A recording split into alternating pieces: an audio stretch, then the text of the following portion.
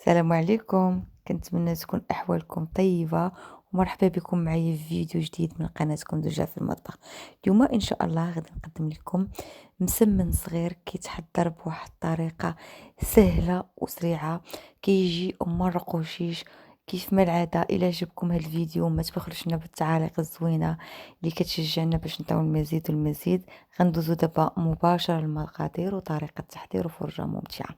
غنبداو على بركة الله. غنحتاجو 700 غرام ديال الفينو، عندي هنا 300 غرام ديال الدقيق الابيض، عندي كيس ديال السكر فانيلا، انا هنا خديت 700 غرام ديال السميد الناعم اي فينو، غناخد ربع ملعقه ديال خميره الحلويات، رشيشه ديال الملحه، ملعقه ديال السكر حبيبات. غادي نخلط الكل جيدا وغادي ناخد هنا الماء دافي. انا هنا خديت الماء دافي باش يسهل عليا التوراق ديال هذا المسمن هذا. غادي نبقى نضيف الماء بالتدريج حتى تحصلوا على واحد العجين اللي كيجيكم رطب.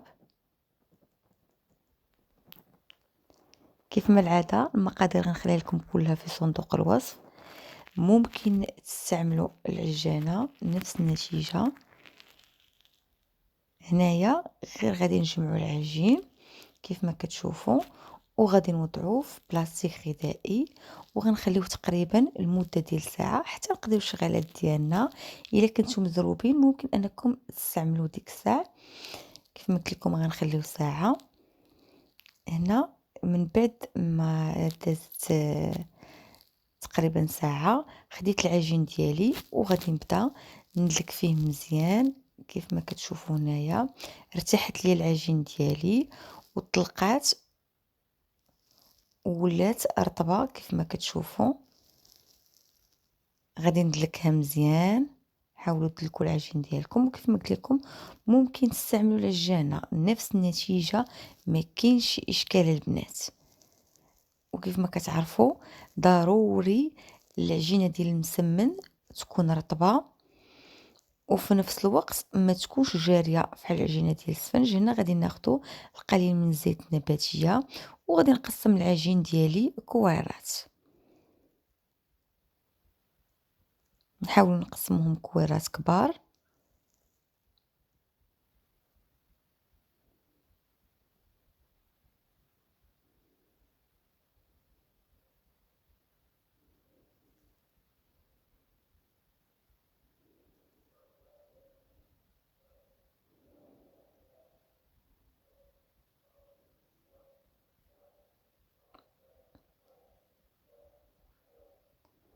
وغادي نكملهم كيف ما كتشوفوا هنايا غندهنهم بشويه ديال الزيت وغادي نخليوهم يرتاحوا لنا تقريبا لمده ديال 10 ديال الدقائق.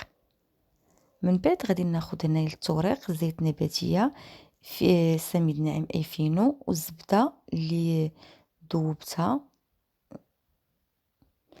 غادي هنايا غادي نوضع العجين فوق من سطح المسمن ديالي فوق من سطح العمل وغادي نبدا نورق فيه. كيف ما كتشوفوا العجينه راه كتجي زوينه عاطينا الضوء كيف ما كتلاحظوا كيبداو يبانوا فيها على شكل فقاعات هنايا.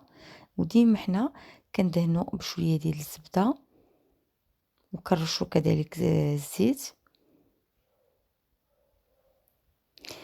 هاد العجين راه كيجي رطاب وطايع البنات، نتمنى تجربوه. وحتى الطريقه اللي غادي نوضحها لكم من بعد يعني يعني غتوليو تحصلوا على واحد المسمن تعجنوا وتحصلوا عليه بطريقه سهله وبسيطه وسريعه كذلك. هنا غنبقى نورق في العجين ديالي حتى يولي تقريبا يبان لنا سطح العمل. هنا غنرشو كذلك بشويه ديال الفينو. غادي ناخذ هنا قطع ديال البيتزا وغادي نقطع هاد العجين ديالي على 4 ديال القطع. هنا كيف ما كتشوفوا انا حاولت نحصل يعني نورق المسمن على شكل ديال مربع ماشي على شكل دائري. وغادي نبدا نطوي في المسيمنات ديالنا كيف ما كتشوفوا باش نحصلوا على واحد المسيمنات صغار.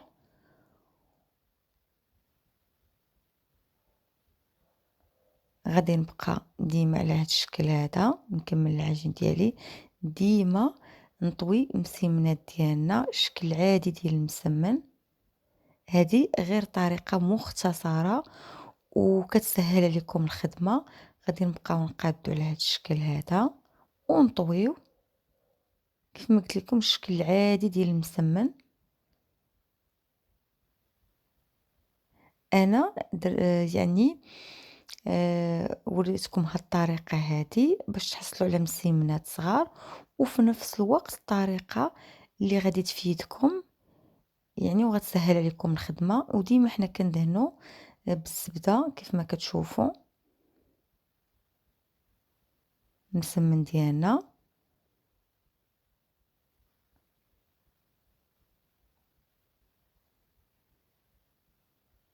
غادي نوضعوهم كيف ما كتشوفوا. غادي نبقى نكمل العجين ديالي ديال المسمن ديالي.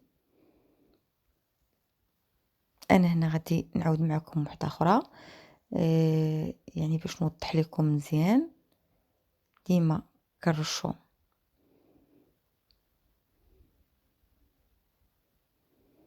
حاولوا تورقوا ديما. انا كنقول لكم في العجينه ديال المسمنه البنات ديما وحتى الرجال اللي كيبغيو المسمن يجيهم زوين يعني ما كيتجبدش فحال ملي كتكونوا تاكلوا في المسمن ديالكم، ما كيكونش يتجبد فحال كما كنقولوا حنا فحال تجبد فحال لاستيك. يعني كتاكلوا مسمن اللي كيكون ممرق وزوين.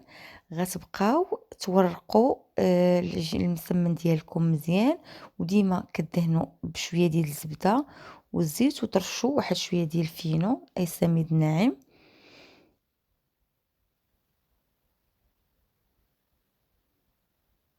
نحاولوا يعني تورقوا على شكل مربع.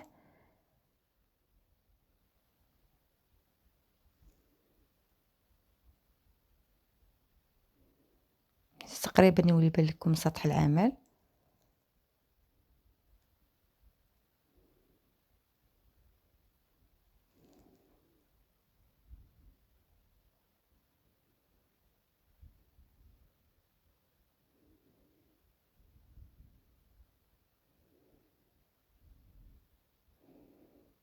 خذوا قطاعة او سكين وقسموا هاد العجين على هاد الشكل هذا، وديما نتوما كتقادوا السيمنات ديالكم كيف ما قلت لكم.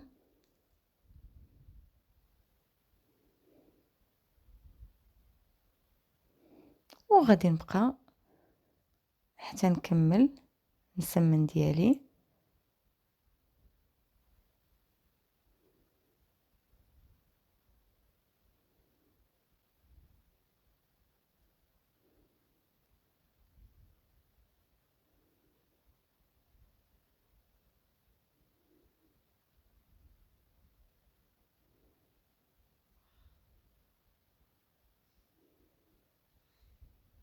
طريقة باينة وواضحة في الفيديو.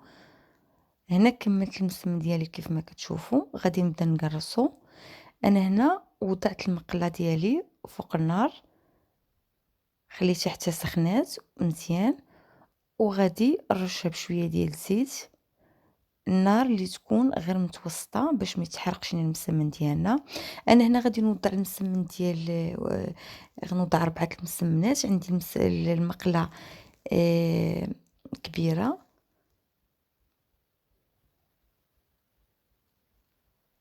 ومن الأحسن تكون مقلة ثقيلة اللي كتخلي المسمن يجي محمر.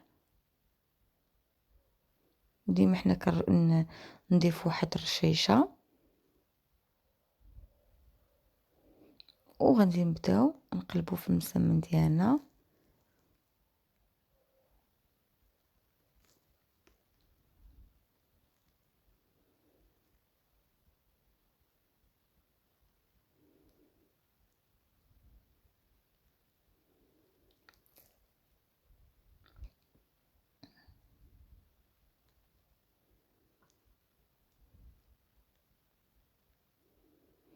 هذه غير طريقة مختصرة كيف ما قلت لكم.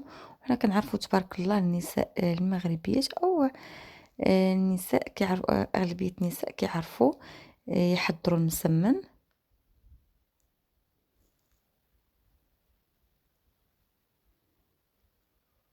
هادو غير الطريقة نوضحوها بالنسبة للبنات المبتدئات.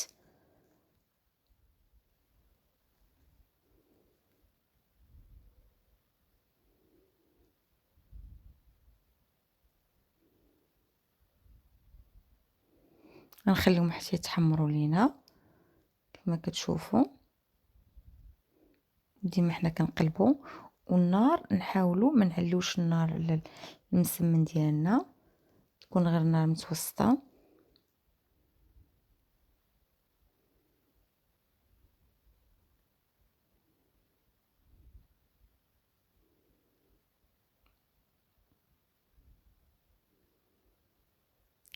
من بعد ما طيبت المسمن ديالي كان هذا هو الشكل النهائي ديالو، كيجي ممرق ومحمر ولذيذ وفعلا اكثر من رائع، كيستحق التجربة. مع السلامة.